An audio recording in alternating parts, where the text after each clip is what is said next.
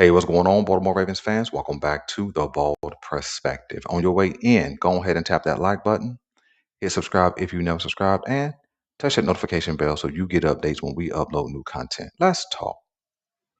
So, things are pretty quiet around Baltimore as it pertains to transactions, who's getting released, who is getting a new contract, that kind of thing. Not a lot of buzz in that area. But I think that as we are 7 days away from the official start of free agency and roughly 4 days away from the tampering period, a question I think we have to ask, and we have to ask it loudly because we need Eric DeCosta to answer it loudly through his actions. And that question is, will Eric DeCosta do all things necessary, everything in his power to spend the money as wisely as possible, not cheaply, but as wisely as possible to plug a majority of the holes on this roster so that when we get to the draft, we are actually going BPA, which is supposed to be the Baltimore Ravens philosophy. You see, when I talk about doing all things possible, right? I thought that Eric DeCosta did his best work last season, being able to resign Ronnie Stanley, bringing in a backup veteran tackle, adding a special teams ace, grabbing Jair Alexander late in that free agency process, adding DeAndre Hopkins. And maybe it was his best job. Maybe a lot of the holes that we had on this team were answered, and then we had what we believe to be a solid draft. But nevertheless, as you guys seen, as I saw, things just didn't work out. And we can lean into coaching, we can lean into injuries, we can lean into just it was an overhyping of the roster. Whatever it was, we can't change that. But will the Baltimore Ravens do what they did last year and put most of their salary cap availability into one player and go goodwill shopping for the rest? You see, we're in a very similar situation that we were in with Ronnie Stanley last season, with many of us feeling desperate that it was Ronnie Stanley or nothing at that left tackle position. So the Baltimore Ravens gave him a $60 million deal, $20 million APY, and kind of reset the timer for his eventual retirement or just departing from the Baltimore Ravens. And I don't know about you, but I wasn't satisfied with his production outcome on the field. But that is what can be said about the entire offensive line experience last season. And what I mean by we're in a very similar situation, we're in that very same similar situation with Tyler Lindenbaum. The Baltimore Ravens would literally push 23, $24 million because that seems to be the going price if we are in keep Tyler Lindenbaum at all cost.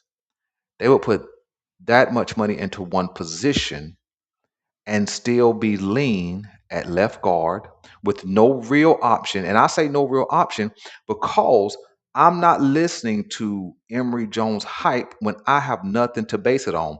Is that not where we were last year with Andrew Voorhees? It was, well, when he did play, he looked pretty good and he's going to be ready. And he's going to be one more year removed from his, I believe he had an Achilles tear, if I'm remembering correctly, or maybe it was an ACL. Either way, he was hurt. And he's going to be more healthy. He's going to be stronger. He's going to be ready to go. And you saw what that looked like. And when you look at Emory Jones, maybe he did look good last year when he got into the game. Maybe the Baltimore Ravens are excited and hype about what he can do. But it's the same level of hype and excitement that they had for Andrew Voorhees. Nothing's been proven from Emory Jones' rookie season. Nothing. Because he spent most of it injured. And then when you jump to the other side, it's a certainty that Daniel Faalele, or an almost certainty that Daniel Faalele is leaving in free agency. So the question then becomes, when you have a question at left and a question at right, but you push all the money into one offensive line position, That then means all you're going to have money for is what? See, because I've heard the talk about, oh, Ravens trade for Max Crosby, but a couple of weeks ago we talked about that, and I said, hey, not a good deal. Not a good deal to trade for Max Crosby. Give up several high-end draft picks over a couple of seasons, and then take on like a $35 million cap number per year, especially when he's ended the last two seasons with some type of injury designation. He's a great player. He would change life. But there's other players in free agency that we don't have to give up anything for but a check to bring them in. And so I've heard about the AJ Brown um, hype. Could AJ Brown, end up in a trade to Baltimore? Certainly he could. Would he change life for the wide receiver room? Sure. Would that properly slot Zay Flowers as a number two versus a number one? Sure. But then that does the exact same thing as the Max Crosby deal does. You got to give up capital, take on a big hit, and then all your money is just in two players. But then we still got the question of left guard, right guard, tight ends behind Mark Andrews, edge, middle linebacker, that third safety, and the cornerback opposite Nate Wiggins. And so I definitely understand, right? I definitely understand the hype and the excitement and the desire to get one of those big name guys in a trade. But I think that we're at a place now that we're not an edge rusher away. We're not just a wide receiver one away. We were in those positions several seasons ago. 2024, maybe, 2023, maybe, 2022, if all things were healthy, maybe, but we're not there now. There is major holes on this roster as 19 players get ready to hit the free agency market. And so I think that we have to be diligent. EDC, more specifically, must be diligent with spending the money, not bargain shopping, but bringing in quality guys who are proven, not reclamation projects, not guys who are broke down, not guys who are on the last leg, but proven guys who had good seasons. Not don't have to be great or elite, not Pro Bowl, not All Pro, but guys who had good seasons last year who can come in, learn, grow, unite, and put a quality product on the field. Because we've been hit or miss on a lot of things. We've been hit or miss on the draft. That's why I can't bank on the draft. I don't trust EDC in the draft room. Don't trust him.